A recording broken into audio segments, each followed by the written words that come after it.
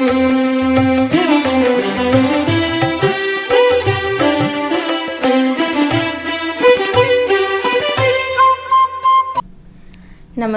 Sony 9 ನ್ಯೂಸ್ಗೆ ಸ್ವಾಗತ. ನಾನು ಪ್ರಭಾವತಿ. ಮೊದಲಿಗೆ ಮುಖ್ಯಾಂಶಗಳು. ಕರ್ನಾಟಕ ರಾಜ್ಯ ರಸ್ತೆ ಸಾರಿಗೆ ನಿಗಮಗಳ ಕಾರ್ಮಿಕ ಸಂಘಟನೆಗಳ ಜಂಟಿ ಕ್ರಿಯಾ ಸಮಿತಿ ವತಿಯಿಂದ ಇಂದು ಸಂಪೂರ್ಣ ಬಸ್ ಸಂಚಾರ ಬಂದ್ ಮಾಡಿ ಸಾರಿಗೆ ನೌಕರರ ಅನಿರ್ದಿಷ್ಟಾವಧಿ ಮುಷ್ಕರ ಯಶಸ್ವಿಗೊಳಿಸಲಾಯಿತು. ಗೋರ್ಸಿಕ್ವಾಡಿ ಕರ್ನಾಟಕ ಕಟ್ಮಾಳೋ ಚಾರಿಟೇಬಲ್ ಟ್ರಸ್ಟ್ ರಾಯಸೀನಾ ಫೌಂಡೇಶನ್ ವತಿಯಿಂದ ಗೋರ್ಗುಣವಂತ ವಿದ್ಯಾರ್ಥಿ ಸತ್ಕಾರ ಕಾರ್ಯಕ್ರಮ ಹಮ್ಮಿಕೊಳ್ಳಲಾಗಿತ್ತು. ದಿವಂಗತ ಎಂಜಿ ಗಂಗನಪಳ್ಳಿ ಅವರು ಆಶುಕವಿಗಳಾಗಿ ಸ್ಯಾನೆಟ್ ಮಾದರಿಯಲ್ಲಿ ಕಾವ್ಯ ರಚಿಸಿ ನಾಡಿನ ಕನ್ನಡ ಭಾಷೆಯ ಅಂತಸತ್ವದ ಕವಿಯಾಗಿದ್ದರು ಎಂದು ಬೀದರ್ ವಿಶ್ವವಿದ್ಯಾಲಯದ ಮೌಲ್ಯಮಾಪನ ಕುಲಸಚಿವರಾದ ಪ್ರೊಫೆಸರ್ ಪರಮೇಶ್ವರ್ ನಾಯಕ್ ತಿಳಿಸಿದರು. ಸಂಗೀತ ಕಲಾಮಂಡಲ ಬೀದರ್ ಸಂಗೀತ ಕಲಾಮಂಡಲ ಸಂಸ್ಥಾಪಕ ದಿವಂಗತ ಜಗಪಾಲ್ ಸಿಂಗ್ ಪವಾರ್ ಅವರ 25ನೇ ವಾರ್ಷಿಕ ಪುಣ್ಯತಿಥಿ ಅಂಗವಾಗಿ ಜೆಎಸ್ಪಿ ಪ್ರಶಸ್ತಿ ಪ್ರದಾನ ಹಾಗೂ ಸಂಗೀತ ಕಾರ್ಯಕ್ರಮ ಹಮ್ಮಿಕೊಳ್ಳಲಾಗಿತ್ತು. ಬೀದರ್ನ ರಾಮಕೃಷ್ಣ ವಿವೇಕಾನಂದ ಆಶ್ರಮದಲ್ಲಿ ಸ್ಥಾಪಿಸುತ್ತಿರುವ ಧ್ಯಾನ ಕುಟೀರಕ್ಕೆ ಸ್ವಾಮಿ ಜ್ಯೋತಿರ್ಮಯಾನಂದ ಮಹಾರಾಜರಿಂದ ಭೂಮಿ ಪೂಜೆ ನೆರವೇರಿಸಲಾಯಿತು. ಸುದ್ದಿಯ ವಿವರಗಳು. ಕರ್ನಾಟಕ ರಾಜ್ಯ ರಸ್ತೆ ಸಾರಿಗೆ ನಿಗಮಗಳ ಕಾರ್ಮಿಕ ಸಂಘಟನೆಗಳ ಜಂಟಿ ಕ್ರಿಯಾ ಸಮಿತಿ ವತಿಯಿಂದ ಇಂದು ಸಾರಿಗೆ ನೌಕರರ ಅನಿರ್ದಿಷ್ಟಾವಧಿ ಮುಷ್ಕರ ಹಮ್ಮಿಕೊಳ್ಳಲಾಗಿತ್ತು. ಸಂಪೂರ್ಣ ಬಸ್ ಸಂಚಾರ ಬಂದ್ಗೆ ಉತ್ತಮ ಪ್ರತಿಕ್ರಿಯೆ ದೊರಕಿದೆ. ವೇತನ ಪರಿಷ್ಕರಿಸುವುದು ಸೇರಿದಂತೆ ಇತರೆ 3 ಬೇಡಿಕೆಗಳನ್ನು ಈಡೇರಿಸಲು ಆಗ್ರಹಿಸಿ ಕಲ್ಯಾಣ ಕರ್ನಾಟಕ ಸಾರಿಗೆ ನಿಗಮ ಬೀದರ್ ವಿಭಾಗದ ನೌಕರರು ಕೆಲಸ ಸ್ಥಗಿತಗೊಳಿಸಿ ಮುಷ್ಕರ ನಡೆಸುತ್ತಿರುವುದರಿಂದ ಬಸ್ ಸಂಚಾರ ಸಂಪೂರ್ಣ ಸ್ಥಗಿತಗೊಂಡಿದೆ. ವಿವಿಧ ಕಡೆ ಪ್ರಯಾಣ ಬೆಳೆಸಲು ಬಸ್ ನಿಲ್ದಾಣಕ್ಕೆ ಬಂದಿದ್ದ ಪ್ರಯಾಣಿಕರಿಗೆ ವಿಷಯ ತಿಳಿದು ಸಮಸ್ಯೆಗೀಡಾದರು. ದೂರದ ಊರುಗಳಿಗೆ ಪ್ರಯಾಣ ಬೆಳೆಸಬೇಕಾದವರು ಮನೆ ಕಡೆಗೆ ಹಿಂತಿರುಗಿದ್ದರು. ಜಿಲ್ಲೆಯ ವಿವಿಧ ಭಾಗಗಳ ಪ್ರಯಾಣಿಕರು ಖಾಸಗಿ ವಾಹನಗಳಲ್ಲಿ ತೆರಳಿದರು. ಕೇಂದ್ರ ಬಸ್ ನಿಲ್ದಾಣದ ಎದುರಿನಲ್ಲಿ ಕ್ರೋಸರ್, ಟಮ್ಟಮ್ ಸೇರಿದಂತೆ ಇತರ ವಾಹನಗಳು ಹೆಚ್ಚಿನ ಸಂಖ್ಯೆಯಲ್ಲಿ ಸೇರಿದ್ದು ಪ್ರಯಾಣಿಕರು ಅವುಗಳಲ್ಲಿ ಸಂಚರಿಸಿದರು. ನೆರೆಯ ತೆಲಂಗಾಣ ಮತ್ತು ಮಹಾರಾಷ್ಟ್ರದ ಬಸ್ಗಳು ಎಂದಿನಂತೆ ಸಂಚರಿಸಿದವು. ಸೂರ್ಯಕಾಂತ್ ಟೈಗರ್ ಅವರು ಮಾತನಾಡುತ್ತಾ, ದಿನಾಂಕ 15/4/2025 ಕರೆದಿದ್ದ ತ್ರಿಪಕ್ಷೀಯ ಸಭೆಯಲ್ಲಿ ಸನ್ಮಾನ್ಯ ಮುಖ್ಯಮಂತ್ರಿಗಳು ನಮ್ಮ ಬೇಡಿಕೆಗಳ ಬಗ್ಗೆ ನಮ್ಮಿಂದ ವಿವರಗಳನ್ನು ಪಡೆದರು. ನಂತರ ಸಾರಿಗೆ ನಿಗಮಗಳ ಅಧಿಕಾರಿಗಳ ಜೊತೆ ಚರ್ಚಿಸಿ ಅತಿ ಶೀಘ್ರದಲ್ಲಿಯೇ ಮತ್ತೊಂದು ಸಭೆ ಕರೆದು ನಮ್ಮ ಬೇಡಿಕೆಗಳನ್ನು ಈಡೇರಿಸುವ ಆಶ್ವಾಸನೆಯನ್ನು ನೀಡಿದ್ದರು. 4ನೇ ಜುಲೈ 2025 ವಿಧಾನಸೌಧದಲ್ಲಿ ಮಾನ್ಯ ಮುಖ್ಯಮಂತ್ರಿಗಳು ಅಧ್ಯಕ್ಷತೆಯಲ್ಲಿ ನಡೆದ ಸಭೆಯಲ್ಲಿ ಅವರು ಸಾರಿಗೆ ನಿಗಮಗಳ ನೌಕರರಿಗೆ 38 ತಿಂಗಳ ಹಿಂಬಾಕಿ ಹಣವನ್ನು ಕೊಡಬೇಕಾಗಿಲ್ಲವೆಂದು ಮತ್ತು 2027ರವರೆಗೆ ಯಾವುದೇ ವೇತನ ಹೆಚ್ಚಳ ಮಾಡಬೇಕಿಲ್ಲವೆಂದು ತಮ್ಮ ತೀರ್ಮಾನವನ್ನು ನಮ್ಮ ಮುಂದಿಟ್ಟರು. ಸುಮಾರು 1.5 ಗಂಟೆ ನಡೆದ ಸಭೆಯಲ್ಲಿ ನಾವು ನಮ್ಮ ಬೇಡಿಕೆಗಳ ಬಗ್ಗೆ ಸ್ಪಷ್ಟವಾಗಿ ವಾದ ಮಂಡಿಸಿದರೂ ಅವರು ಅದರ ಗೊಡವೆಗೆ ಹೋಗದೆ ನಕಾರಾತ್ಮಕವಾಗಿ ಸಭೆ ಮುಗಿಯಿತು. ಮಾನ್ಯ ಮುಖ್ಯಮಂತ್ರಿಗಳು ಮತ್ತೆ 6 ದಿನಗಳಲ್ಲಿ ಸಭೆ ಕರೆಯುತ್ತೇವೆಂದು ತಿಳಿಸಿದ್ದರೂ ಸಹ ಸರ್ಕಾರದಿಂದ ನಮ್ಮ ಬೇಡಿಕೆಗಳ ಬಗ್ಗೆ ಯಾವುದೇ ಪತ್ರ ಬಂದಿಲ್ಲ. ಆದ್ದರಿಂದ ನಾವು ದಿನಾಂಕ 15/7/2025 ರಾಜ್ಯ ಸರ್ಕಾರ ಹಾಗೂ ಸಾರಿಗೆ ಆಡಳಿತ ವರ್ಗಗಳಿಗೆ ಮುಷ್ಕರದ ನೋಟಿಸನ್ನು ಕೊಟ್ಟು ನಮ್ಮ ಬೇಡಿಕೆಗಳ ಈಡೇರದಿದ್ದರೆ ದಿನಾಂಕ 5/8/2025 ಬೆಳಗ್ಗೆ 6 ಗಂಟೆಯಿಂದ ಸಾರಿಗೆ ನಿಗಮಗಳ ನೌಕರರು ಅನಿರ್ದಿಷ್ಟಾವಧಿ ಮುಷ್ಕರ ಹೂಡುವುದಾಗಿ ತೀರ್ಮಾನಿಸಿದ್ದೇವೆ. ಕಲ್ಯಾಣ ಕರ್ನಾಟಕ ರಸ್ತೆ ಸಾರಿಗೆ ನಿಗಮ ಬೀದರ್ ವಿಭಾಗೀಯ ಕಚೇರಿ ಮುಂಭಾಗದಲ್ಲಿ ಜಂಟಿ ಕ್ರಿಯಾ ಸಮಿತಿ ವತಿಯಿಂದ 1/1/2024 ಹೊಸ ವೇತನ ಪರಿಷ್ಕರಣೆ, 38 ತಿಂಗಳ ಹಿಂಬಾಕಿ ವೇತನ, ಕಳೆದ ಮುಷ್ಕರದಲ್ಲಿ ವಜಾಗೊಂಡ ನೌಕರರನ್ನು ಸೇವೆಗೆ ತೆಗೆದುಕೊಳ್ಳುವಂತೆ ಮತ್ತು ಇತರೆ ಬೇಡಿಕೆಗಳನ್ನು ಈಡೇರಿಸುವಂತೆ ಸಾಕಷ್ಟು ಬಾರಿ ಸರ್ಕಾರಕ್ಕೆ ಹಾಗೂ ಆಡಳಿತ ವರ್ಗಕ್ಕೆ ಮನವಿ ಮಾಡಿಕೊಳ್ಳಲಾಗಿರುತ್ತದೆ. ಆದರೆ ಇಲ್ಲಿಯವರೆಗೆ ಯಾವುದೇ ನಮ್ಮ ಬೇಡಿಕೆಗಳನ್ನು ಈಡೇರಿಸಿದ ಕಾರಣ ಜಂಟಿ ಕ್ರಿಯಾ ಸಮಿತಿಯ ಮುಖಂಡರಾದ ಕಲ್ಯಾಣ ಕರ್ನಾಟಕ ರಸ್ತೆ ಸಾರಿಗೆ ನಿಗಮದ ನೌಕರರ ಸಂಘದ ವಲಯ ಅಧ್ಯಕ್ಷ ಸೂರ್ಯಕಾಂತ್ ಟೈಗರ್, ವಲಯ ಪ್ರಧಾನ ಕಾರ್ಯದರ್ಶಿ ಪ್ರಕಾಶ್ ಸುಲೇಪೇಟ್ಕರ್, ಬೀದರ್ ಜಂಟಿ ಕ್ರಿಯಾ ಸಮಿತಿ ಅಧ್ಯಕ್ಷರು ಜೀವನ್, ಸದಸ್ಯರಾದ ಕಲ್ಲಪ್ಪ, ಸೋಮನಾಥ್ ಧಾಮ, ಎಂಎ ಖಾಲಿದ್, ಶ್ರೀನಾಗ್ ಶೆಟ್ಟಿ, ಚನ್ಮಲ್ಲ, ಪರಮೇಶ್ವರ್ ವಾಗ್ಮಾರೆ, ಅವಿನಾಶ್, ರಾಜ್ಕುಮಾರ್ ಬೋರ್ಗೆ, ಸಾಗರ್ ಇತರರು ಇದ್ದರು. ಬೀದರ್ ಜಿಲ್ಲಾ ಪೊಲೀಸ್ ವರಿಷ್ಠಾಧಿಕಾರಿ ಪ್ರದೀಪ್ ಗುಂಡಿ ಅವರು ಮಾಧ್ಯಮದ ಜೊತೆ ಮಾತನಾಡುತ್ತಾ ಜಿಲ್ಲೆಯಾದ್ಯಂತ ಸುಮಾರು 13 ಬಸ್ ಸ್ಟಾಪ್ಗಳು ಮತ್ತು ಬಸ್ ಡಿಪೋಗಳು ಇವೆ. ಎಲ್ಲ ಬಸ್ ಡಿಪೋಗಳಲ್ಲಿ ನಮ್ಮ ಸಿಬ್ಬಂದಿಗಳನ್ನು ನೇಮಿಸಿದ್ದೇವೆ. ಕೆಎಸ್ಆರ್ಟಿಸಿ ಅವರು ಅವರ ಜೊತೆ ಹೊಂದಾಣಿಕೆ ಮಾಡಿಕೊಂಡು ಇಂದು ಆರ್ಟಿಒ ಡಿಪಾರ್ಟ್ಮೆಂಟ್ ಎಲ್ಲರೂ ಸೇರಿ ಪ್ರಯಾಣಿಕರಿಗೆ ಅನುಕೂಲವಾಗುವಂತೆ ಪ್ರೈವೇಟ್ ವೆಹಿಕಲ್ಸ್ಗಳನ್ನು ನಿಯೋಜನೆ ಮಾಡಲಾಗಿದೆ. ಶಾಂತಿಯುತವಾಗಿ ಮುಷ್ಕರ ನಡೆಸಲಾಗುತ್ತಿದೆ ಎಂದು ಮಾತನಾಡುತ್ತಾ ಹೇಳಿದ್ದರು. ಕೆಎಸ್ಆರ್ಟಿಸಿ ಡಿಸಿ ಆದ ಚಂದ್ರಕಾಂತ್ ಪೋಲೇಕರ್ ಅವರು ಮಾತನಾಡುತ್ತಾ ಕರ್ನಾಟಕ ರಾಜ್ಯ ರಸ್ತೆ ಸಾರಿಗೆ ನಿಗಮಗಳ ಕಾರ್ಮಿಕರ ನೌಕರರ ವತಿಯಿಂದ ವಿವಿಧ ಬೇಡಿಕೆಗಳಿಗೆ ಆಗ್ರಹಿಸಿ ಮುಷ್ಕರ ಹಮ್ಮಿಕೊಂಡಿದ್ದಾರೆ. ನಾವು ಅವರ ಜೊತೆ ಸಂಪರ್ಕ ಹೊಂದಿದ್ದೇವೆ. ದಿನಾಲು 150 ಬಸ್ಗಳು ಸಂಚರಿಸುತ್ತಿದ್ದವು. ಜಿಲ್ಲಾಡಳಿತದ ವತಿಯಿಂದ ಸಾರ್ವಜನಿಕರಿಗೆ ಪ್ರೈವೇಟ್ ಬಸ್ಗಳು, ಕ್ಲೂಸರ್ ಗಾಡಿಗಳು ಎಲ್ಲ ವ್ಯವಸ್ಥೆಯನ್ನ ಮಾಡಲಾಗಿದೆ. ತೆಲಂಗಾಣ ಮತ್ತು ಮಹಾರಾಷ್ಟ್ರ ಬಸ್ಗಳು ದಿನಾಲು ಯಾವ ರೀತಿ ಓಡಾಡುತ್ತವೆಯೋ ಅದೇ ರೀತಿ ಓಡಾಡುತ್ತಿವೆ. ಸಾರ್ವಜನಿಕರಿಗೆ ಯಾವ ರೀತಿಯೂ ತೊಂದರೆಯಾಗಿಲ್ಲ ಎಂದು ಮಾತನಾಡುತ್ತಾ ಹೇಳಿದ್ದರು. ಈಗೇನು ನಮ್ಗೆ ಕಳೆದ ಸರ್ಕಾರ 2023ರಲ್ಲಿ ಕಳೆದ ಸರ್ಕಾರ ನಮ್ಗೆ 15% ವೇತನ ಹೆಚ್ಚಳ ಮಾಡಿ ಮಾಡಿದಂಥ ವೇತನದ ಒಂದು 38 ತಿಂಗಳ ಹಿಂಬಾಕಿ ವೇತನ ಕೊಡಬೇಕಾಗಿತ್ತು. ಆ ಒಂದು ಹಿಂಬಾಕಿ ವೇತನ ಇಲ್ಲಿವರೆಗೂ ಕೂಡ ಪಾವತಿಸಿರುವುದಿಲ್ಲ. ಅದರ ಜೊತೆಗೆ ಏನು 1/1/2024ರಲ್ಲಿ ನಮಗೆ ಹೊಸ ವೇತನ ಪರಿಷ್ಕರಣೆ ಮಾಡಬೇಕು. ಕೈಗಾರಿಕಾ ಒಪ್ಪಂದ ಪ್ರಕಾರ ಏನು ಕಾರ್ಮಿಕರ ಕಾಯ್ದೆ ಪ್ರಕಾರ 1972ರ ಒಂದು ಕಾಯ್ದೆ ಮಾತುಕತೆ ಆಡಿ ದ್ವಿಪಕ್ಷೀಯ ಮಾತುಕತೆ ಆಡಿ ಕಾರ್ಮಿಕ ಸಂಘಟನೆಗಳ ಜೊತೆ ಮಾತುಕತೆ ಆಡಿ ವೇತನ ಪರಿಷ್ಕರಣೆ ಮಾಡಬೇಕಾಗಿತ್ತು. ಅದು ಸುಮಾರು 18 ತಿಂಗಳು ಕಳೆದರೂ ಕೂಡ ಈ ಸರ್ಕಾರ ಬಂದು 18 ತಿಂಗಳು ಕಳೆದರೂ ಕೂಡ ಇಲ್ಲಿವರೆಗೂ ನಮ್ಮ ವೇತನ ಪರಿಷ್ಕರಣೆ ಮಾಡಿರುವುದಿಲ್ಲ.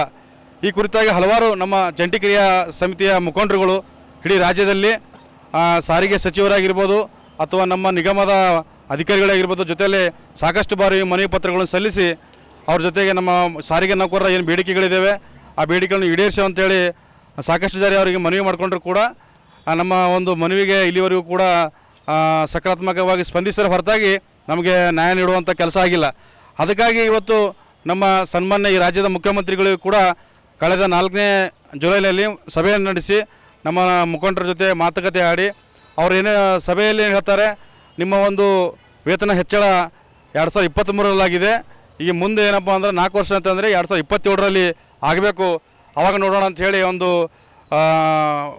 ಸುಳ್ಳು ಏನಪ್ಪ ಅಂದ್ರೆ ನಮಗೆ ಒಂದು ಇದರ ರೀತಿಯಲ್ಲಿ ಏನಪ್ಪ ಅಂದ್ರೆ ಮಾತಾಡಿರೋದ್ರಿಂದ ಇವತ್ತು ನಾವು ಜಂಟಿ ಕ್ರಿಯಾ ಸಮಿತಿ ವತಿಯಿಂದ 6 ಸಂಘಟನೆಗಳು ಇಡೀ ರಾಜ್ಯಾದ್ಯಂತ 1,15,000 ಕಾರ್ಮಿಕರ ಜೊತೆಗೆ ಇವತ್ತೇನಪ್ಪ ಅಂದ್ರೆ ಮುಂದೆ ಹೋಗ್ತಕ್ಕಂಥದ್ದು ಒಂದು ಪ್ರಯಾಣಿಕರಿಗೆ ತೊಂದರೆ ಕೊಡುವಂಥ ವಿಷಯದಲ್ಲಾಗಿರ್ಬೋದು ಅಥವಾ ಇನ್ಯಾವುದೇ ಒಂದು ಮ್ಯಾನೇಜ್ಮೆಂಟಿಗೆ ಗೊಂದಲ ಮಾಡುವಂಥದ್ದಲ್ಲಿ ನಮ್ಮ ಉದ್ದೇಶ ಅಲ್ಲ. ನಾವು ನ್ಯಾಯಯುತವಾಗಿ ಕೇಳ್ತಾ ಇದ್ದೀವಿ. ನಮಗೆ ಸಾರಿಗೆ ನೌಕರರ ಬೇಡಿಕೆ ಏನು 1/1/24ರಿಂದ ವೇತನ ಹೆಚ್ಚಳ ಆಗಬೇಕು. ಕಳೆದ ಸರ್ಕಾರ ಬೊಮ್ಮಾಯಿ ಅವರ ಸರ್ಕಾರ ಏನು 15% ಹೆಚ್ಚಳ ಮಾಡಿತ್ತು. ಆ ಹೆಚ್ಚಳ ಮಾಡಿದ ನಂತರ 38 ತಿಂಗಳು ಹಿಂಬಾಕಿಯನ್ನು ಪಾವತಿಸಿದರೆ ಹಾಗೇ ಉಳಿದುಕೊಂಡಿರ್ತದೆ. ಅದಕ್ಕೋಸ್ಕರ ಸುಮಾರು ಬಾರಿ ನಾವು ಪದೇ ಪದೇ ಮ್ಯಾನೇಜ್ಮೆಂಟ್ ಜೊತೆ ಮಾತನಾಡಿ ನಮ್ಮ ಸಂಘದ ಮುಖಂಡರು ಹೋಗಿ ಭೇಟಿಯಾಗಿ ಅವರಿಗೆ ಒಂದು ಸಭೆ ಕೂಡ ಮಾಡಿದ್ದಾರೆ. ಆದರೂ ಕೂಡ ಇಲ್ಲಿವರೆಗೂ ಅವರು ನಮ್ಮ ಬೇಡಿಕೆಯನ್ನು ಈಡೇರಿಸದ ಒಂದು ಅನಿವಾರ್ಯ ಪರಿಸ್ಥಿತಿಯಲ್ಲಿ ನಾವು ಇವತ್ತು ಮುಷ್ಕರಕ್ಕೆ ಕರೆ ಕೊಟ್ಟಿದ್ದೀವಿ. ನಮ್ಮ ಜಿಲ್ಲಾದ್ಯಂತ ಇವತ್ತು ಸುಮಾರು 13 ಬಸ್ ಸ್ಟಾಪ್ಗಳು ಪ್ಲಸ್ ಬಸ್ ಸ್ಟ್ಯಾಂಡ್ಗಳು ಪ್ಲಸ್ ಬಸ್ ಡಿಪೋಗಳಿದ್ದಾವೆ. ಎಲ್ಲ ಬಸ್ ಡಿಪೋಗಳಲ್ಲಿ ನಮ್ಮ ಸಿಬ್ಬಂದಿಗಳನ್ನು ನಾವು ಇವತ್ತು ನಿಯೋಜಿಸಿದ್ದೇವೆ. KSRTC ಅವರೊಟ್ಟಿಗೆ ಹೊಂದಾಣಿಕೆ ಮಾಡಿಕೊಂಡು ನಾವಿವತ್ತು RTO ಡಿಪಾರ್ಟ್ಮೆಂಟ್ ಎಲ್ಲರೂ ಸೇರಿ ಕೆಲವು ಪ್ರೈವೇಟ್ ವಾಹನಗಳ ವ್ಯವಸ್ಥೆಯನ್ನು ಪ್ರಯಾಣಿಕರ ಅನುಕೂಲಕ್ಕಾಗಿ ವ್ಯವಸ್ಥೆ ಮಾಡಲಾಗಿದೆ. ಪ್ರಯಾಣಿಕರು ಯೂಸ್ ಮಾಡ್ಕೊಳ್ತಿದ್ದಾರೆ. ಸದ್ಯ ಯಾವುದೇ ರೀತಿಯ ತೊಂದರೆ ಆಗಲಿ ಸಮಸ್ಯೆಗಳಾಗಲಿ ಏನೂ ಇಲ್ಲ. ಇಟ್ ಈಸ್ ಸದ್ಯ ಟ್ರಾವೆಲ್ ಮಾಡ್ತಾ ಇದ್ದಾರೆ ಪ್ರಯಾಣಿಕರು. ಜಿಲ್ಲಾ ಆಡಳಿತದಿಂದ ಸಾರ್ವಜನಿಕರಿಗಾಗಿ ಪ್ರೈವೇಟ್ ಬಸ್ಸಸ್ಸು ಎಲ್ಲ ವ್ಯವಸ್ಥೆಗಳು ಕೂಡ ಮಾಡ್ಕೊಂಡಿದ್ವಿ. ಯಾವುದೇ ರೀತಿ ತೊಂದರೆ ಇಲ್ಲ. ತೆಲಂಗಾಣ, ಮಹಾರಾಷ್ಟ್ರ ಆ ಕಡೆಯಿಂದ ಕೂಡ ಬಸ್ಸಸ್ಗಳು ಅವ್ರ ಸಂಬಂಧಪಟ್ಟ ಡಿಪೋ ಮ್ಯಾನೇಜರ್ಸಿಗೆ ಡಿಸಿಗಳಿಗೆ ಮಾತಾಡಿಬಿಟ್ಟು ವ್ಯವಸ್ಥೆ ಮಾಡ್ಕೊಂಡಿದ್ದೀವಿ. ಯಾವುದೇ ರೀತಿ ತೊಂದರೆ ನಮ್ಮ ಕಡೆ ಬಸ್ ಎಲ್ಲ ಓಡಾಡ್ತಾ ಇದ್ದಾರಲ್ಲ. ಈಗ ನೋಡಿ ಜನ ಬಸ್ಸಸ್ ಇಷ್ಟೊಂದು ನಿಂತಿದೆ, ಪ್ರೈವೇಟ್ ಗಾಡಿಗಳು ಜನವೇ ಇಲ್ಲ. ಜನರಿಗೆ ಗೊತ್ತಾಗಿಬಿಟ್ಟು ಅವ್ರವ್ರದ್ದೆಲ್ಲ ಪ್ರೈವೇಟ್ ಏನೇನು ಮಾಡ್ಕೊಂಡು ಹೋಗಿದ್ದಾರೆ. ಅಷ್ಟಾಗಿ ಇವತ್ತೆಲ್ಲ ಒಂದು ಸ್ವಲ್ಪ ಹೊತ್ತರಲ್ಲಿ ಗೊತ್ತಾಗುತ್ತೆ ಏನಂತ ನಾವು. ಬೀದರ್ ನಗರದ ಬಂಜಾರ ಭವನದಲ್ಲಿ ಇತ್ತೀಚೆಗೆ SSLC PUC ಬಂಜಾರ ಸಮುದಾಯದಲ್ಲಿ ನಿವೃತ್ತಿ ಹೊಂದಿದವರು ಮತ್ತು ವಿಶೇಷ ಅಧಿಕಾರಿ ಸಲ್ಲಿಸುತ್ತಿರುವ ಹಾಗೂ ವಿವಿಧ ಕ್ಷೇತ್ರಗಳಲ್ಲಿ ಸಾಧನೆ ಮಾಡಿದ್ದವರಿಗೆ ಬಂಜಾರ ಸಮುದಾಯದ ವತಿಯಿಂದ ಸನ್ಮಾನಿಸಲಾಯಿತು. ಗೋರ್ಸಿಕ್ವಾಡಿ ಕರ್ನಾಟಕ ಕಟ್ಮಾಳೋ ಚಾರಿಟೇಬಲ್ ಟ್ರಸ್ಟ್ ರಾಯಸೀನಾ ಫೌಂಡೇಶನ್ ವತಿಯಿಂದ ಗೋರ್ಗುಣವಂತ ವಿದ್ಯಾರ್ಥಿ ಸತ್ಕಾರ ಕಾರ್ಯಕ್ರಮಕ್ಕೆ ಪೂಜ್ಯ ಶ್ರೀ ಶೇಖರ್ ಮಹಾರಾಜ ಪೌರಾದೇವಿ, ಪೂಜ್ಯ ಶ್ರೀ ರಾಮಚೈತನ್ಯ ಮಹಾರಾಜರು, ದೇವಸುತ ಶ್ರೀ ರಾಮನಾಯಕ್ ಇವರು ಜ್ಯೋತಿ ಬೆಳಗಿಸುವ ಮೂಲಕ ಕಾರ್ಯಕ್ರಮವನ್ನು ಉದ್ಘಾಟಿಸಿ ಮಾತನಾಡಿದರು. ಈ ಸಂದರ್ಭದಲ್ಲಿ ಸುಮಾರು 150ಕ್ಕೂ ಹೆಚ್ಚು ಜನರಿಗೆ ಶಾಲು ಹೊದಿಸಿ ಹೂಮಾಲೆ ಹಾಕಿ ನೆನಪಿನ ಕಾಣಿಕೆ ನೀಡಿ ಗೌರವಿಸಲಾಯಿತು. ಈ ಸಂದರ್ಭದಲ್ಲಿ ಕುಲಸಚಿವರು, ಮೌಲ್ಯಮಾಪನ ಮತ್ತು ಹಣಕಾಸು ವಿಶ್ವವಿದ್ಯಾಲಯದ ಡಾಕ್ಟರ್ ಪರಮೇಶ್ವರ್ ಟಿ ನಾಯಕ್, ಶಾಹೀನ್ ಸಮೂಹ ಶಿಕ್ಷಣ ಸಂಸ್ಥೆಯ ಅಧ್ಯಕ್ಷರಾದ ಡಾಕ್ಟರ್ ಅಬ್ದುಲ್ ಖದೀರ್, ಮಹಾತ್ಮ ಬೊಮ್ಮಗೊಂಡೇಶ್ವರರ ಶಿಕ್ಷಣ ಸಂಸ್ಥೆ ಅಧ್ಯಕ್ಷರಾದ ಅಮೃತರಾವ್ ಚಿಮ್ಕೋಡೆ, ಪೌರಾಯುಕ್ತರು ಮತ್ತು ಯೋಜನೆಯ ನಿರ್ದೇಶಕರಾದ ಶಿವರಾಜ್ ರಾಥೋಡ್, ವೈದ್ಯಾಧಿಕಾರಿಗಳು ಡಾಕ್ಟರ್ ವಿನೋದ್ ರಾಥೋಡ್, ರಾಜ್ಯಾಧ್ಯಕ್ಷರಾದ ಬಾಳಸಾಹೇಬ್ ರಾಥೋಡ್, IAS ಅಧಿಕಾರಿಯಾದ ರಾಥೋಡ್ ಅನಿಲ್, ಹಿರಿಯ ಮುಖಂಡರಾದ ಗೋವರ್ಧನ್ ರಾಥೋಡ್, ಮುಖ್ಯ ಸಂಯೋಜಕರಾದ ಪ್ರೊಫೆಸರ್ ಸುಭಾಷ್ ಜಿ ರಾಥೋಡ್, ಜಿಲ್ಲಾಧ್ಯಕ್ಷರಾದ ರಮೇಶ್ ಜಾಧವ್ ಸೇರಿದಂತೆ ಇತರರು ಇದ್ದರು. ಮುಂದೆ ಉದ್ಘಾಟನಾ ಕಾರ್ಯಕ್ರಮ आगे कार्यक्रम से अतिथि एंड पाहुणा ही प्रोजेक्ट परीक्षा स्थान लागले दिवस आहे ना सर ते आधारे पाणी हात आपण भोगे बंधन कार्यक्रम आपण पार पाडायचा तो लगेच आमचे हुड जाणो आणि हे कार्यक्रम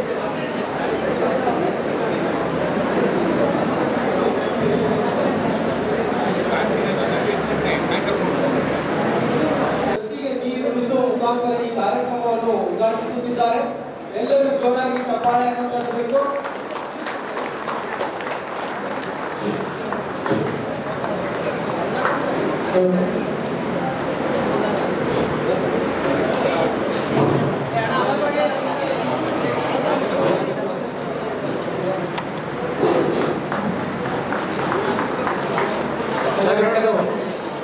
ದೀಪ ಬೆಳಗಿಸುವ ಮುಖಾಂತರ ಕಾರ್ಯಕ್ರಮದಲ್ಲಿ ಚಾಲನೆ ಅದೇ ರೀತಿ ಸಸಿಗೆ ನೀರು ನೆರವು ಮುಖಾಂತರ ये बिदरे माहिती आज मैंने 2015 बापू एक भाषण गुरु पौर्णिमा मैंने एक हरदा पोराकडे मैं गुरु पौर्णिमा प्रोग्राम भी होतो प्रोग्राम में बापू बोलतो की आज काळे में करावो की जे मोबाईल आणि पाकिट आणि जे टीव्हीचं जे सोबतचं वन काळ माझ्या गरजेचा वो मोबाईल ती वो टीव्ही ती आपण घरे जे संस्कृती आपले भेट आपले बेटी आपले गोडी आपले जो छोरा वो काही काळे आपले परंपरा मध्ये आपले बापेकडे बेटा कोणी भेटतो भाई मुंड्या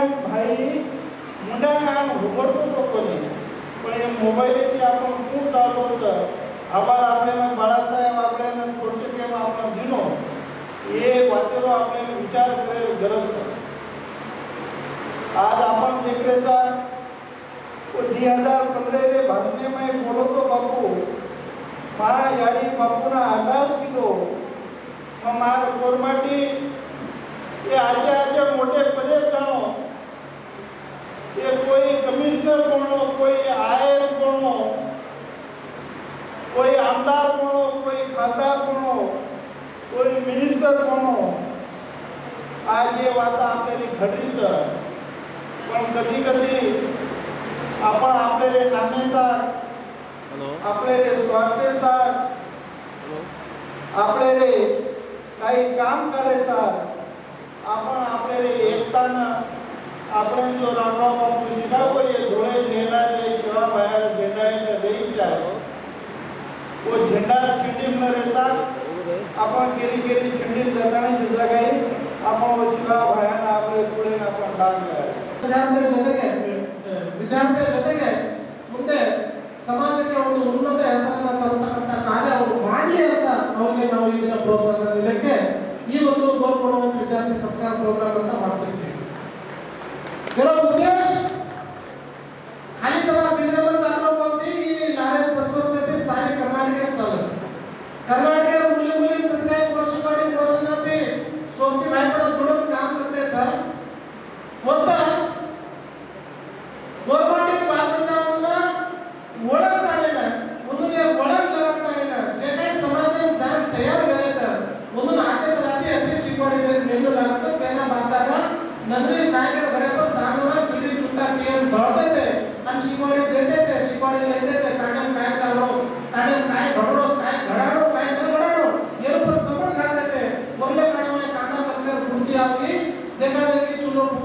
ठिकाणी आपण त्या कन्नड संस्कृती दूर येते उंदरते आपण माई शिकवाडी लेरो संस्कार घडो करणे म्हणजे आपण बालबच्चा शिकून जाण આપણે જે કઈ एक्सपेक्ट कराने उसे काम की आपण बालबच्चा लड़े इन्वॉल्व होते जाना आपण से देते हैं बोले सर आज समाजामध्ये समाजामध्ये काय नाम करायचं अशा बालबच्चांना ओळखता नाही देखो गोरूर नगरी मा गोरूर मामा पे लोईत नातो लेतो तो पैदा गोरूर तुम्हारा मामा पे मोटर नाम करे सब जगह काम किए जो तब तुम्हारा मामा पे बेटी थी नायक नगरी नायक बेटी थी आज तरह काम बढ़ा देंगे तो तमाम समाज में नाम कमा सको तो करके उन्होंने शिकवाड़े के सारो अरे सम्मान करे लोगों सम्मान साथों साथ उदुपराज समाज की जवाबदारी दे घटना हुआ कितना भी प्यार करो कितना भी रहो मगर द्वेष नहीं रहना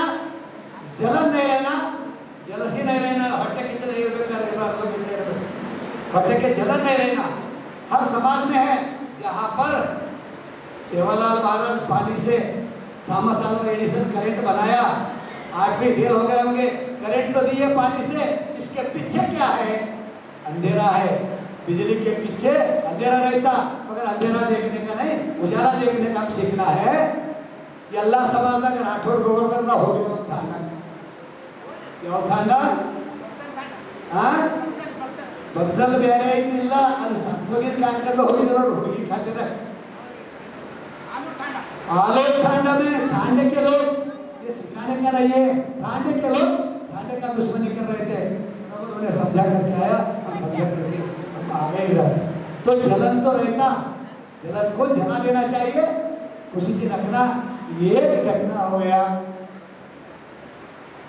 एक घटना क्या हुआ था मैं बोला हमारे परमेश्वर नायक जी यहाँ पर वाइस चांसलर है कनक गुरुपीठ तिंदड़ी में हम हर साल संक्रांति का प्रोग्राम करते 3 दिन वहाँ पर गेस्ट बनकर आए थे मंत्री जी उन्होंने बताया गांव से हम बकरी लेकर जंगल में जाते जंगल में कौन थे बंजारा लोग थे पानी उतने करोड़ों बकरियों को पानी पिलाया कौन बोले तो ये बंजारा समाज का है उसको सलट मारना बोलकर हम सिखाते ಗೋರ್ ಕಟ್ಮಾಳೋ ಗೋರ್ ಸಿಕ್ವಾಡಿಯ ಎಲ್ಲ ಪ್ರಮುಖ ನಾಯಕರು ಕೂಡಿ ನಮ್ಮ ಜಿಲ್ಲಾಧ್ಯಕ್ಷರು ರಮೇಶ್ ಯಾದವ್ ಅವರು ಇದ್ದಾರೆ ನಮ್ಮದು ಸುಭಾಷ್ ರಾವ್ ರಾಥೋಡ್ ಅವರು ಸಂಯೋಜಕರಿದ್ದಾರೆ ಇನ್ನು ಅನೇಕ ನಮ್ಮೆಲ್ಲ ಬಂಧು ಬಳಗ ಇದ್ದಾರೆ ಭೀಮರಾವ್ ಸಾಹೇಬರಿದ್ದಾರೆ ಇನ್ನು ನಮ್ಮೆಲ್ಲ ಯುವಕರಿದ್ದಾರೆ ಕೇವಲ 8 ದಿವಸದಲ್ಲಿ ನಾವು ಮಾಡಿರ್ತಕ್ಕಂಥ ಪ್ರತಿಭಾವಂತ ವಿದ್ಯಾರ್ಥಿಗಳನ್ನು ಸನ್ಮಾನ ಮಾಡಬೇಕು ಅಂತಕ್ಕಂಥ ನಿರ್ಣಯ ತೆಗೆದುಕೊಂಡಾಗ ಎಲ್ಲ ಜಿಲ್ಲೆಯೇ ಆದಂಥ ಎಲ್ಲ ನಮ್ಮ ಸಮಾಜದ ಅಭಿಮಾನಿಗಳು ಹಿತೈಷಿಗಳು ವಿದ್ಯಾವಂತರು ಯುವಕರೆಲ್ಲರೂ ಬಂದಿದ್ದಾರೆ ನಮಗೆ ಸುಮಾರು 150 ಜನ ವಿದ್ಯಾರ್ಥಿಗಳು ಸಿಕ್ಕಿದ್ದಾರೆ ಸರ್ SSLC 75% ಅಬಾವ್ ಮಾಡಿದ್ದು ಮತ್ತು SSLC PUC ಮತ್ತು CET ಮತ್ತು ಡಿಗ್ರಿಯಲ್ಲಿ ಯಾರು ಅಂಕವನ್ನು ಪಡೆದಿದ್ದಾರೆ ಅವರಿಗೆಲ್ಲ ನಾವು ಇವತ್ತು ಪ್ರತಿಭಾವಂತ ವಿದ್ಯಾರ್ಥಿಗಳಿಗೆ ಸನ್ಮಾನ ಕಾರ್ಯಕ್ರಮವನ್ನು ನಮ್ಮ ಸಂಘಟನೆ ವತಿಯಿಂದ ಇಟ್ಕೊಂಡಿದ್ದೀವಿ ಸರ್ ಬೀದರ್ ಸರ್ IAS ವಿಶೇಷವಾಗಿ ನಮ್ಮ ಸಮಾಜಕ್ಕೆ ಇವತ್ತು ಕೀರ್ತಿಯನ್ನು ತಂದಿರತಕ್ಕಂಥ ಬಡ ಕುಟುಂಬದ ಒಬ್ಬ ಅನಿಲ್ ರಾಥೋಡನ್ನವರು ಇವತ್ತು ಅವರು IAS ಆಗಿ ಇವತ್ತು ಬಂದಿದ್ದಾರೆ ಅವರು ಬೀರಿಬಿ ತಾಂಡ ಬಾಲ್ಕಿ ತಾಲೂಕಿನಲ್ಲಿ ಸೊ ಅದು ನಮ್ಮ ಸಮಾಜಕ್ಕೆ ತಂದುಕೊಂಡಿರ್ತಕ್ಕಂಥ ಗೌರವ ಮತ್ತು ಘನತೆಗೆ ನಮ್ಮ ಸಂಘಟನೆಯವರು ಅವರಿಗೆ ನಾವು ಭಾಳಷ್ಟು ಹಾರ್ದಿಕವಾದಿಗಳು ಮಕ್ಕಳಿಗೆ ಇವರ ವಿಶೇಷವಾಗಿ ಇವತ್ತೆಲ್ಲ ನಮ್ಮದೆಲ್ಲ ಭಾಷಣಕಾರರು ವಿದ್ಯಾವಂತರು ಎಲ್ಲರೂ ಹೇಳಿದ್ದಾರೆ ತಮ್ಮ ತಮ್ಮ ಅಭಿಪ್ರಾಯವನ್ನು ವ್ಯಕ್ತಪಡಿಸಿದ್ದೇವೆ ಯಾಕಂದರೆ ಬಡ ಸಮಾಜ ಆಗಿರೋದ್ರಿಂದ ಸರ್ಕಾರ ವಿಶೇಷವಾದಂಥ ಈ ಸಮಾಜದ ವಿದ್ಯಾರ್ಥಿಗಳ ಮೇಲೆ ಪ್ರತಿಭಾವಂತ ವಿದ್ಯಾರ್ಥಿಗಳ ಮೇಲೆ ವಿಶೇಷವಾದಂಥ ಕಾಳಜಿಯನ್ನು ತಗೊಳ್ಬೇಕು ಮತ್ತು ಅವರ ಜೀವನದಲ್ಲಿ ಶೈಕ್ಷಣಿಕವಾಗಿ ಪ್ರಬಲ ಮಾಡುವಂಥ ಕಾರ್ಯಕ್ರಮನ ಹಮ್ಮಿಕೊಳ್ಬೇಕು ಅಂತಕ್ಕಂಥದ್ದು ನಮ್ಮ ಸರ್ಕಾರಕ್ಕೆ ಬೇಡಿಕೆ ಇದೆ ಸರ್ ದಿವಂಗತ MG ಗಂಗನಪಳ್ಳಿ ಅವರು ಆಶು ಕವಿಗಳಾಗಿ ಸ್ಯಾನೆಟ್ ಮಾದರಿಯಲ್ಲಿ ಕಾವ್ಯ ರಚಿಸಿ ನಾಡಿನ ಕನ್ನಡ ಭಾಷೆಯ ಅಂತರ್ ಸಂಸ್ಕೃತಿ ಕವಿಯಾಗಿದ್ದರು ಎಂದು ಬೀದರ್ ವಿಶ್ವವಿದ್ಯಾಲಯದ ಮೌಲ್ಯಮಾಪನ ಕುಲಸಚಿವ ಪ್ರೊಫೆಸರ್ ಪರಮೇಶ್ವರ್ ನಾಯಕ್ ತಿಳಿಸಿದರು.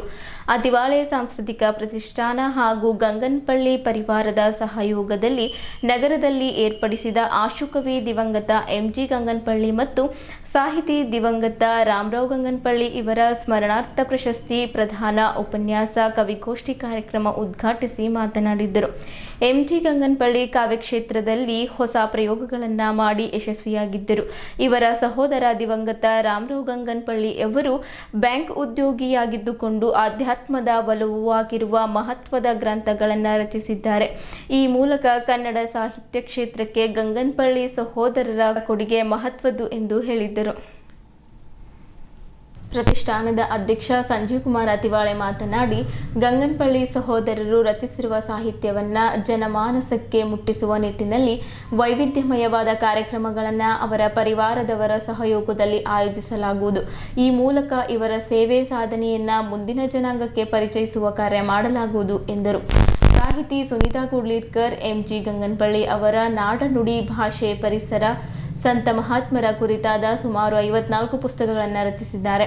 ಅವರು ಒಟ್ಟಾರೆ ಸಾಹಿತ್ಯ ಕೃತಿಗಳ ಸಮಗ್ರ ಅವಲೋಕನ ಪುಸ್ತಕವಾಗಿ ಸಂಜೀವ್ ಕುಮಾರ್ ಅತಿವಾಳೆ ಸಂಪಾದಿಸಿರುವ ಭಾವಗಂಗೆಯಲ್ಲಿ ಪ್ರಕಟವಾಗಿದೆ ಎಂದು ವಿವರಿಸಿದರು. ಎಂಜಿ ಗಂಗನಪಳ್ಳಿ ಕಾವ್ಯ ಪ್ರಶಸ್ತಿಯನ್ನು ಕಲಬುರಗಿಯ ಹಿರಿಯ ಸಾಹಿತಿ ಗವಿಸಿದ್ದಪ್ಪ ಪಾಟೀಲ್ ಅವರಿಗೆ ಪ್ರದಾನ ಮಾಡಲಾಯಿತು. 11,000 ನಗದು ಸ್ಮರಣಿಕೆ ನೀಡಲಾಯಿತು. ರಾಮರಾವ್ ಗಂಗನಪಳ್ಳಿ ಉದ್ಯೋನ್ಮುಖ ಬರಹಗಾರರ ಪ್ರಶಸ್ತಿಯನ್ನು ಮೀನ್ಗೆರೆ ಗ್ರಾಮದ ಯುವ ಬರಹಗಾರ ಸಂಗಪ್ಪ ತೌಡಿ ಅವರಿಗೆ ನೀಡಲಾಯಿತು. 5,000 ನಗದು ಸ್ಮರಣಿಕೆ ಪ್ರದಾನ ಮಾಡಿ ಗೌರವಿಸಲಾಯಿತು. ಸಾಹಿತಿ ದೇವಿದಾಸ್ ಜೋಶಿ, ಸಾಹಿತಿ ಎಂಜಿ ದೇಶಪಾಂಡೆ, ವಚನಾಮೃತ ಕನ್ನಡ ಸಂಘದ ಅಧ್ಯಕ್ಷ ಸಿದ್ದರಾಮಪ್ಪ ಮಾಸಿಮಾಡೆ, ಕನ್ನಡ ಸಾಹಿತ್ಯ ಪರಿಷತ್ತಿನ ಜಿಲ್ಲಾಧ್ಯಕ್ಷ ಸುರೇಶ್ ಚಂದ್ಶೆಟ್ಟಿ, ಹಿರಿಯ ಸಾಹಿತಿ ಪುಣ್ಯವತಿ ವಿಸಾಜಿ ಇದ್ದರು. ಜಾಲಿಂದರ ಗಂಗನಪಳ್ಳಿ ಸ್ವಾಗತಿಸಿ ಪ್ರಾಸ್ತಾವಿಕವಾಗಿ ಮಾತನಾಡಿದ್ದರು. ಹಿರಿಯ ಕಲಾವಿದ ಶಂಭುಲಿಂಗವಾಲ್ ದೊಡ್ಡಿ, ರೇಣುಕಾ ಎನ್ಬಿ ಹಾಡಿದ್ದರು. ಗಂಗನಪಳ್ಳಿ ಅವರ ಕುರಿತಾಗಿ ಕವಿಗಳಾದ ಎಸ್ ಒಡ್ಮನಿ, ರಾಮಚಂದ್ರ ಗಣಾಪುರ್, ಸುಬ್ಬಣ್ಣ ಕರಕ್ನಳ್ಳಿ, ಕೀರ್ತಿಲತಾ ಹೊಸಾಳೆ, ಎಂ ಮುಕ್ತಂಬಿ, ಧನಲಕ್ಷ್ಮಿ ಪಾಟೀಲ್ ಹಲ್ಸಿ, ಮುರಳೀನಾಥ್ ಮೈತ್ರೆ, ನರಸಪ್ಪ ಗೌನಳ್ಳಿ, ಆತ್ಮಾನಂದ್ ಬಂಬುಳ್ಕೆ, ಮಾಯಾದೇವಿ ಗೋಖಲೆ, ಸಿದ್ದಮ್ಮ ಬಸಣ್ಣೂರ್, ಸಂಗೀತಾ ಕಾಂಬ್ಳೆ, ಪ್ರಿಯಾಂಕಾ ಜಾಧವ್ ಅವರು ಸ್ಮರಚಿತ ಕವನ ವಾಚನ ಮಾಡಿದ್ದರು. ಲಕ್ಷ್ಮಣ್ ಮೇತ್ರೆ ನಿರೂಪಿಸಿದರು. ಕುವೆಂಪು ಹೊಸ್ಮನಿ ವಂದಿಸಿದರು.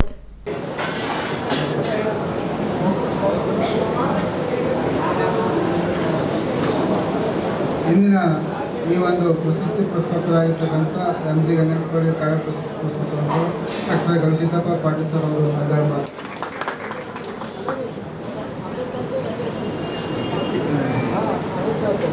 ಅನಂತ ಧನ್ಯವಾದಗಳು ವಿಸಾಜಿ ಮೇಡಮ್ ಅವರು. ಇವಾಗ ಈ ಒಂದು ಹೆಸರಂತ ಎಲ್ಲ ತಿಳ್ಕೊಬೇಕು, ಇವ್ರು ಸೀದಾ ಸ್ವರ್ಗಕ್ಕೆ ಹೋಗ್ಯಾರ ಅಂತೇಳಿ. ಇನ್ನೂ ಕೆಲವೊಬ್ರು ಇದ್ದಿರ್ತಾರ, ಒಂದು 10 ವರ್ಷ ಪೈಲೇನೆ ಹೋಗ್ಬೇಕಾಗಿತ್ತು. ಸಾಕು ಉಪ್ಪದ್ರಿ ಒಂದು ಎಲ್ಲ ಕಡೆಯಿಂದ ಒಂದು ಹೆಂಡತಿ ಚಲೋ ನೋಡ್ಕೋದಿಲ್ಲ, ಅವ್ವ ಅಪ್ಪಗೆ ನೋಡ್ಕೋದಿಲ್ಲ, ಸಮಾಜನಾಗಿಲ್ಲ. ಇಂಥವ್ರು ಯಾಕಾರ ಹುಡ್ತಾರ ಅಂತೇಳಿ ಅವ್ವ ಅಪ್ಪನೇ ಶಾಪ ಆಗುತ್ತೆ. ಎಷ್ಟೋ ಜನ ಮಕ್ಕಳು ಇಲ್ಲಿ ಇದ್ದಿರ್ತಾವ. ಅದಕ್ಕೆ ಅದ್ರ ಮೇಲೆ ನಾವೆಲ್ಲ ನಿರ್ಧಾರ ಮಾಡ್ಬೇಕು ಅವ್ರು ಎಲ್ಲಿ ಹೋಗ್ಯಾರ ಅಂತ. ಯಾಕಂದ್ರೆ ಇದ್ದಾಗ ಮುಖಸ್ಥಿತಿ ಮಾಡಿ ಬಹಳ ಸಲ ಮಾತಾಡ್ತೀವಿ. ಅವ್ರು ಇಲ್ಲಿ ಇದ್ದ ಸಂದರ್ಭದಲ್ಲೇ ಅವರನ್ನು ಕುರಿತು ಮಾತಾಡೋದೇನು ಇರ್ತದಲ್ಲ, ಇದು ನಿಜವಾಗ್ಲೂ ಇದೊಂದು ಬಹಳ ಉತ್ತಮವಾದ ಕಾರ್ಯ. ಹೀಗಾಗಿ ನಾನು ಅತಿವಳೆ ಸಾರಿಗೆ ಮತ್ತೆ ಒಂದು ಸಲ ನಿಮ್ಮೆಲ್ಲರ ಪರವಾಗಿ ಒಂದು ಅಭಿನಂದನೆಯನ್ನು ಸಲ್ಲಿಸಬೇಕು. ಯಾಕಂದ್ರೆ ಈ ಪರಿಷತ್ತಿಗೆ ಬಂದಾಗ ನಾವು 2 ಮುಖ್ಯವಾದ ಕಾರ್ಯಕ್ರಮ ಇಟ್ಕೊಂಡು ಒಂದು ಸ್ವಲ್ಪ ಹೊಸತರ ಮಾಡ್ಬೇಕಂತ ಆರಂಭ ಮಾಡಿದ್ವಿ. ಒಂದು ಮನೆ ಅಂಗಳದಲ್ಲಿ ಮಾತು ಅಂತೇಳಿ ಇದುವರೆಗೆ ಒಂದು 76 ಕಾರ್ಯಕ್ರಮಗಳನ್ನ ಅಂದ್ರೆ ಇಲ್ಲಿರುವಂಥ ಸಾಹಿತಿಗಳು, ಕಲಾವಿದರು ಅವ್ರ ಮನೆಗೆ ಹೋಗ್ಬಿಟ್ಟು ಅವ್ರ ವಿಚಾರಗಳನ್ನ, ಯಾಕಂದ್ರೆ ಉದ್ದೇಶ ಇಷ್ಟೇನೆ ಇತ್ತು. ಬಹಳ ಜನ ಅವ್ರು ಏನು ಮಾಡ್ತಾರೆ ಅಂತ ಅವ್ರ ಮಕ್ಕಳಿಗೆ ಗೊತ್ತಿರಲ್ಲ, ಅವ್ರ ಹೆಂಡತಿನೂ ಭಾಳ ಸಲ ಕೇಳಲ್ಲ. ಯಾವ ಚಲೋ ಕವಿ ಬಂದು ಏನೋ ಬರ್ಕೊಂಡು ಬಂದಾಗ ಮನೆಗೆ ಹೋಗಿ ಹೇಳಬೇಕಾರೆ ಇಲ್ಲಿ ಬಾರಿ ಅಂತ ಸಾಕಾಗಿದ್ದ ನಿನ್ನ ಕಾಲಾಗ ನನಗೆ ಅಡುಗೆ ಮಾಡೋದು ಇನ್ನೇನೋ ಕೆಲಸ ಮತ್ತೆ ಇವ್ನು ಕವನ ಕೇಳೋದು, ನೀ ಮಾಡೋದೇ ಸಾಕದ ಅಂತೇಳಿ ಅವರು ಮಾಡಲ್ಲ. ಆ ಮಕ್ಕಳಿಗಾರ ಪುರ್ಸತ್ತಿಲ್ಲ ಅವ್ರಿಗೆ. ಅಪ್ಪ ಏನು ಮಾಡ್ತಾರಂತೆ ಭಾಳ ಜನ ಗೊತ್ತಿರಲ್ಲ. ಏನೋ ಅವ್ರ ಸೊಸೆಯಂದಿರಿಗೇನು ಭಾಳ ದೂರಿನ ಮಾತು. ಹಂಗೆ ಅನ್ಕೊಂಡೇ ಈಗ ನಮ್ಮಲ್ಲಿ ಇರುವಂತರ ಮಧ್ಯೆ ಒಂದು ಮನೆಗಳಲ್ಲಿ ಮಾತು ಕಾರ್ಯಕ್ರಮ ಆರಂಭ ಮಾಡಿದ್ವಿ. ಅದ್ರ ಜೊತೆ ಇನ್ನೊಂದು ಕಾರ್ಯಕ್ರಮ ನಾವು ಆರಂಭ ಮಾಡಿದ್ವಿ, ಮರೆಯಲಾಗದ ಮಹನೀಯರು ಅಂತ. ಈಗಾಗಲೇ ಒಂದು 10 ಕಾರ್ಯಕ್ರಮ ಮಾಡಿದ್ವಿ. ಅದು ಯಾರು ನಮ್ಮನ್ನು ಅಗ್ಲಿದಾರೋ ಅವರನ್ನು ಸಹ ಮತ್ತೆ ಪುನಃ ನೆನಪು ಮಾಡಬೇಕು ಅನ್ನೋ ದಿಶೆಯಲ್ಲಿ ಅಂಥ ಕಾರ್ಯಕ್ರಮ ಮಾಡ್ಕೊಂಡು ಹೋದ್ವಿ. ನನಗೆ ಯಾರ ಬಗ್ಗೆನೂ ಹೇಳಬಾರ್ದು. ನಾನು ಇರೋದು ಹಿರಿಯ ಸಾಹಿತ್ಯ ಒಂದು ಪಟ್ಟಿಯನ್ನು ತಗೊಂಡು ಅವ್ರ ಮಕ್ಕಳಿಗೆ ಮಾತಾಡಿದಾಗ, ನೋಡೋಣ ತಗೋರಿ ಸರ್, ಈಗ ಸ್ವಲ್ಪ ಬಿಜಿ ಇದ್ದೀವಿ ಸರ್, ನಾವು ಮನೆಯೇ ಕೂಡ ಮಾಡ್ಕೊಳ್ತೀವಿ, ಮತ್ತೆ ಯಾವಾಗಾರ ಮಾಡ್ತೀವಿ ಅಂತ. ಆ ಸಂದರ್ಭದಲ್ಲಿ ನಮಗೇನು ಅನಿವಾರ್ಯ ಇತ್ತು ಅಂದ್ರೆ ಕನ್ನಡ ಭವನ ಇರಲಿಲ್ಲ. ಹೀಗಾಗಿ ಅನಿವಾರ್ಯವಾಗಿ ನಾವೆಲ್ಲ ಕಲ್ಯಾಣ ಮಂಟಪನ ಅಥವಾ ಅವ್ರ ಮನೆಯಲ್ಲೇ ಮಾಡುವಂಥ ಸಂದರ್ಭದಲ್ಲಿ ಎಷ್ಟೋ ಜನ ಹೇಳಿದಾಗ ಭಾಳ ಜನ ಅದಕ್ಕೆ ಸ್ಪಂದನೆ ಮಾಡುವಂಥ ಮನಸ್ಸುಗಳು ಸಹ ಭಾಳ ಜನ ಇರಲಿಲ್ಲ. ಅದಕ್ಕೆ ನಮ್ಮ ಹಿರಿಯರು ಭಾಳ ಸಲ ಹೇಳಿರ್ತಾರೆ, ಈ ಮನೆಯ ಅಂದವನ್ನು ನೋಡಿ ಮೆಚ್ಚುವ ಮನೆ ಬುನಾದಿಯ ಕಲ್ಲುಗಳನ್ನು ಮರೆಯದಿರು ಅಂತೇಳಿ. ಇಷ್ಟೆಲ್ಲ ಮಾಡ್ಲಿಕ್ಕೆ ಅವರೇ ಕಾದಂತ ನಮಗೆಲ್ಲ ಗೊತ್ತಿರ್ತದೆ. ಆದರೆ ಭಾಳ ಸಲ ಈ ಥರ ನಿಷ್ಕಾಳಜಿಯನ್ನು ವಹಿಸುವಂಥ ಅನೇಕ ಇದನ್ನು ನಾವು ನೋಡ್ತಾ ಇರ್ತೀವಿ. ನಾನು ಅದಕ್ಕೆ ಇಲ್ಲೆಲ್ಲ ಇರುವಂಥ ಅನೇಕರಿದ್ದೀವಿ, ಅವ್ರು ಹೋದ ನಂತರ ಅವ್ರ ಬಗ್ಗೆ ನಾವೇನು ಹಾಡಿ ಹೋಗಲಿ ಏನೆಲ್ಲ ಮಾಡಿದ್ರು ಪ್ರಯೋಜನ ಇಲ್ಲ. ಇನ್ನೂ ನಮ್ಮ ಜೊತೆ ಎಷ್ಟೋ ಅಂತ ಹಿರಿಯರು ನಮ್ಮ ಜೊತೆಗಿದ್ದಾರೆ. ಇದ್ದಾಗಲೇ ಭಾಳ ಚೆನ್ನಾಗಿ ನೋಡಿಕೊಳ್ಳುವಂಥ ಮಕ್ಕಳು ನಾವೆಲ್ಲ ಆಗಬೇಕು ಅಂತಕ್ಕಂಥ ಮನವಿಯನ್ನು ಈ ಸಂದರ್ಭದಲ್ಲಿ ನೋಡ್ಕೊಳ್ತಾ ಏರಿ ತಮ್ಮ ಜೀವನವನ್ನು ಸಾರ್ಥಕ ಮಾಡಿಕೊಂಡಿದ್ದರು.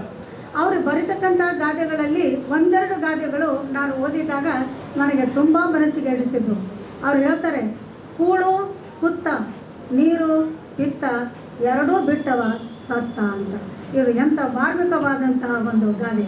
ಅಷ್ಟೇ ಅಲ್ಲ, ಇನ್ನೊಂದು ಹೇಳುತ್ತಾರೆ, ಚಾಡಿಯ ಮಾತಿನಿಂದ ಚಾವಡಿ ಕೆಟ್ಟಿತ್ತು ಅಂತ. ಚಾವಡಿ ಕೆಟ್ಟಿತ್ತು ಅಂದರೆ ಅರ್ಥ, ಹಿಂದಿನ ಕಾಲದಲ್ಲಿ ಊರಲ್ಲಿ ಚಾವಡಿ ಇರ್ತಿತ್ತು. ಚಾವಡಿಯಲ್ಲೇ ಕುಳಿತು ಎಲ್ಲ ಜನರು ತಮ್ಮ ರಾತ್ರಿಯ ದಿನಗಳನ್ನು ಪುರುಷರಲ್ಲಿ ಕಳೀತಾ ಇದ್ದರು.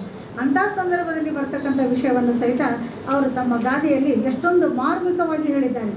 ಅಷ್ಟೇ ಅಲ್ಲದೆ ಪರಿಸರದ ಬಗ್ಗೆಯೂ ಹೇಳಿದ್ದಾರೆ. ಆಮೇಲೆ ದೇವರಾಜ್ ಅರಸು ಅವರ ಬಗ್ಗೆ ಅವರು ಚುಟುಕುಗಳಲ್ಲಿ ಅವರ ಜೀವನದ ಒಂದು ಸಮಗ್ರತೆಯನ್ನು ಕಟ್ಟಿಕೊಟ್ಟಿದ್ದಾರೆ. ಚುಟುಕು ಸಹಿತ ಅಷ್ಟೇ ಸುಂದರವಾಗಿ. ಅಷ್ಟೇ ಅಲ್ಲ, ನಮ್ಮ ಬೀದರ ನಾಡಿನ ಒಂದು ಷಟ್ಪದಿಯಲ್ಲಿ ಬರೆದಿರತಕ್ಕಂಥ ಇವರನ್ನು ನಾವು ಬೀದರಿನ ಬ್ರಹ್ಮ ಅಂತ ತಿಳ್ಕೊಂಡು ಕರೆದರೆ ತಪ್ಪಾಗಲಿಕ್ಕಿಲ್ಲ ಅಂತ ತಿಳ್ಕೊಂಡು ನನ್ನ ಒಂದು ಅನಿಸಿಕೆ. ಇಂಥ ಒಂದು ಕವಿಯನ್ನು ಪಡೆದಂಥ ನಾವು ಬೀದರ್ ಜಿಲ್ಲೆಯವರು ಧನ್ಯ ಎಂದು ಹೇಳುತ್ತಾ, ಬೀದರ್ ನಗರದ ಪೂಜ್ಯ ಶ್ರೀ ಚನ್ನಬಸವ ಪಟ್ಟದೇವರು ರಂಗಮಂದಿರದಲ್ಲಿ ಇಂದು ಕರ್ನಾಟಕ ಕಲಾಶ್ರೀ ಪ್ರಶಸ್ತಿ ಪುರಸ್ಕೃತರು ಸಂಗೀತ ಕಲಾಮಂಡಲ ಬೀದರ್ ಸಂಗೀತ ಕಲಾಮಂಡಲ ಸಂಸ್ಥಾಪಕ ದಿವಂಗತ ಜಗ್ಪಾಲ್ ಸಿಂಗ್ ಪವರ್ ಅವರ 25ನೇ ವಾರ್ಷಿಕ ಪುಣ್ಯತಿಥಿ ಅಂಗವಾಗಿ ಜೆಎಸ್ಪಿ ಪ್ರಶಸ್ತಿ ಪ್ರದಾನ ಹಾಗೂ ಸಂಗೀತ ಕಾರ್ಯಕ್ರಮ ಹಮ್ಮಿಕೊಳ್ಳಲಾಗಿತ್ತು. ಕರ್ನಲ್ ಶರಣಪ್ಪ ಸಿಕೆನ್ಪುರ್ ಅವರು ಜ್ಯೋತಿ ಬೆಳಗಿಸುವ ಮೂಲಕ ಕಾರ್ಯಕ್ರಮವನ್ನು ಉದ್ಘಾಟಿಸಿ ಮಾತನಾಡಿದರು. ಈ ವರ್ಷದ ಜೆಎಸ್ಪಿ ಪ್ರಶಸ್ತಿಯನ್ನು ಹನುಮಂತಪ್ಪ ಚಿದ್ರಿ ಅವರಿಗೆ ನೀಡಿ ಗೌರವಿಸಲಾಯಿತು. ಇದೇ ವೇಳೆ ಕೋಲ್ಕತ್ತಾದ ಪಂಡಿತ್ ಸುಧಶೀಲ್ ಚಟರ್ಜಿ ಸಂತೂರ್ ವಾದನವನ್ನು ನೀಡಿದ್ದರು. ಪಂಡಿತ್ ನಿಲ್ಮೇಶ್ ಚಕ್ರವರ್ತಿ ತಬಲಾ ವಾದನವನ್ನು ನೀಡಿದ್ದರು. ಶಿವಾನಿ ಸ್ವಾಮಿ ಭಕ್ತಿ ಸಂಗೀತ ನಡೆಸಿಕೊಟ್ಟರು. ಪಂಡಿತ್ ಶಿವದಾಸ್ವಾಮಿ ಭಕ್ತಿ ಸಂಗೀತವನ್ನು ನಡೆಸಿಕೊಟ್ಟರು.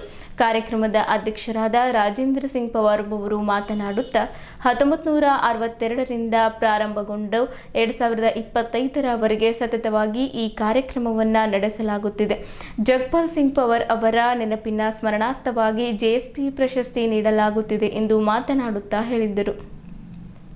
ಈ ಕಾರ್ಯಕ್ರಮದಲ್ಲಿ ಪ್ರಧಾನ ಕಾರ್ಯದರ್ಶಿ ರಾಷ್ಟ್ರೀಯ ಜನಪದ ಮತ್ತು ಬುಡಕಟ್ಟು ಕಲಾಮಂಡಳಿ ನವದೆಹಲಿಯ ಡಾಕ್ಟರ್ ರಾಜ್ಕುಮಾರ್ ಹೆಬ್ಬಾಳೆ, ಕಾರ್ಯನಿರ್ವಾಹಕ ಅಧಿಕಾರಿಗಳು ಶ್ರೀ ನರಸಿಂಹ ಜರ್ನಾ ಮಂದಿರದ ಅನಂತರಾವ್ ಕುಲಕರ್ಣಿ, ಪ್ರಸಿದ್ಧ ಗಾಯಕರು ಶ್ರೀಮತಿ ರೇಖಾ ಅಪ್ಪರಾವ್ ಸೌದಿ, ಕರ್ನಾಟಕ ಜಾನಪದ ಅಕಾಡೆಮಿಯ ಸದಸ್ಯರು ವಿಜಯಕುಮಾರ್ ಸೋನಾರೆ, ಕೊಳಲು ವಾದಕರು ಹನುಮಂತರಾವ್ ಪಾಟೀಲ್ ಭಾಲ್ಕಿ, ಮಹೇಶ್ ಮೈಲೂರ್ಕರ್, ವಕೀಲರು ಕಾರ್ಯದರ್ಶಿ ಎಸ್ಆರ್ ಸಂಗಮ್ಕರ್, ಉಪಾಧ್ಯಕ್ಷರು ರಮೇಶ್ ಗೋಯಲ್, ಅಧ್ಯಕ್ಷರು ರಾಜೇಂದ್ರ ಸಿಂಗ್ ಪವಾರ್ ಸೇರಿದಂತೆ ಇತರರು ಇದ್ದರು.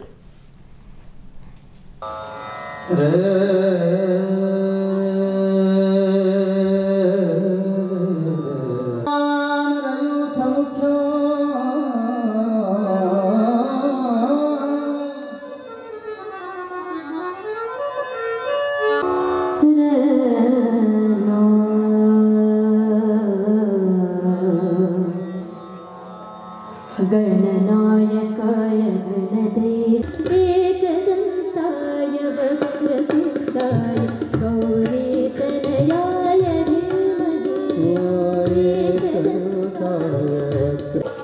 गूढगुल्फाय ब्रह्मवत्ताय गोजयप्रदाय धीमहि गुणातीताय गुणाधीशाय गुणप्रविष्टाय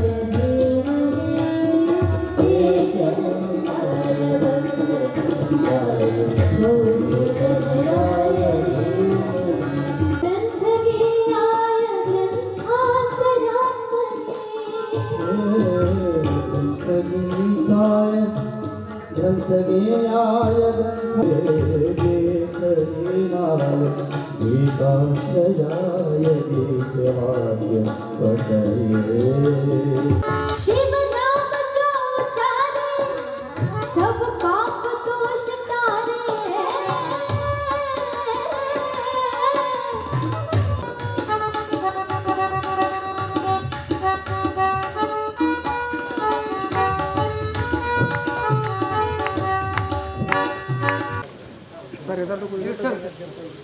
सर श्री कर्नल शरणप्ಪ सिकनपुर अध्यक्षರು ग्लोबल सैनिक अकादमी ಅವರು आराम से बिल्कुल संगीत आए हैं, आना है, गाना सुनना है, बजाना सुनना है, खाना खा के जा।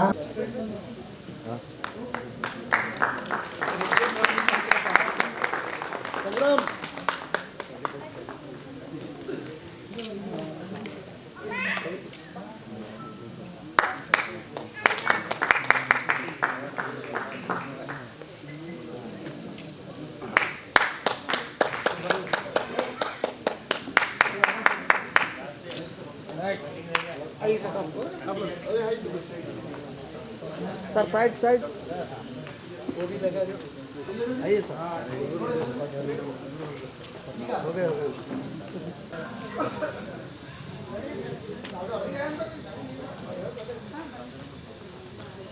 Okay sir.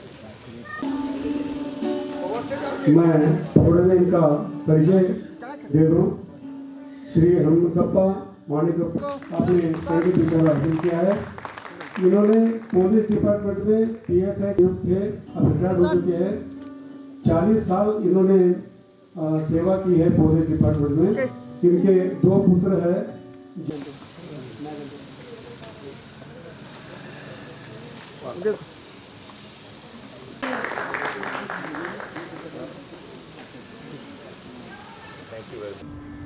ये सावन का महीना है, बरसात का मौसम है और आज बारिश भी हुआ, तो मैं मल्हारी बजाने जा रहा हूँ। राग रामदासी मल्हार। रामदासी मल्हार 2 तरह का होता है। एक मैहर घर में होता है सिर्फ शुद्ध गंधार, और जो कमन है 2 गंधार लेके, शुद्ध गंधार कमल गंधार दोनों लेके। तो मैं दोनों गंधार लेके बजाने का कोशिश कर रहा हूँ। राग रामदासी मल्हार हिंदुस्तानी इंस्ट्रूमेंटल स्टाइल में जो पहले बजता है उसको कहता है आलाप। उसमें तबला नहीं होता है और कोई रिदम नहीं होता है, सिर्फ आलाप, बहलावा आप कह सकते हैं, सुर का बहलावा आप कह सकते हैं। तो वही सिस्टम है। उसके बाद आता है जोड़, जो रिदमिक इंट्रोडक्शन है राग के ऊपर। उसके बाद फाइनली आता है कंपोजिशन। तो कंपोजिशन में झपताल में बजाएंगे और फिर मध्यले 3 ताल, फिर द्रुत 3 ताल। आप सबकी अब क्या चाहते हैं? राग रामदासी मल्हार। ऐसे जैसे राजेंद्र सिंह जी बोला है,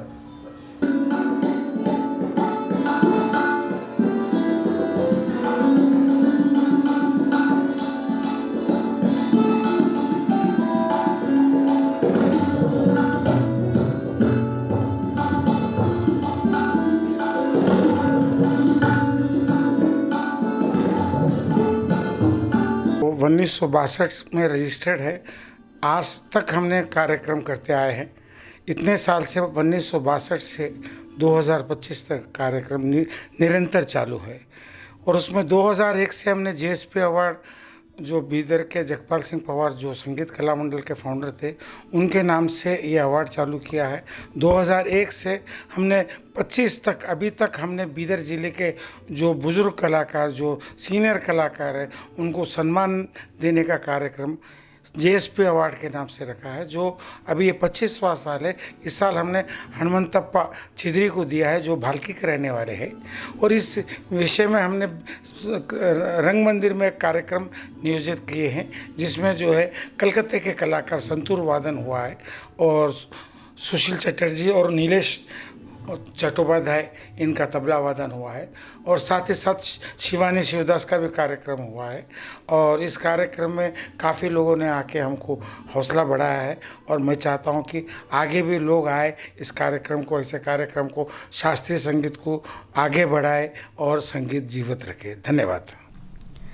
ಬೀದರ್ನ ರಾಮಕೃಷ್ಣ ವಿವೇಕಾನಂದ ಆಶ್ರಮದಲ್ಲಿ ಸ್ಥಾಪಿಸುತ್ತಿರುವ ಧ್ಯಾನ ಕುಟೀರಕ್ಕೆ ಸ್ವಾಮಿ ಜ್ಯೋತಿರ್ಮಯಾನಂದ ಮಹಾರಾಜರಿಂದ ಭೂಮಿ ಪೂಜೆ ಧ್ಯಾನದಿಂದಲೇ ಅಂತಃಶಕ್ತಿ ಜಾಗೃತ ಸಾಧ್ಯ ಅಥವಾ ಅಂತಃಶಕ್ತಿ ಅರಿಯಲು ಧ್ಯಾನವೇ ಮೂಲಶಾಸ್ತ್ರ.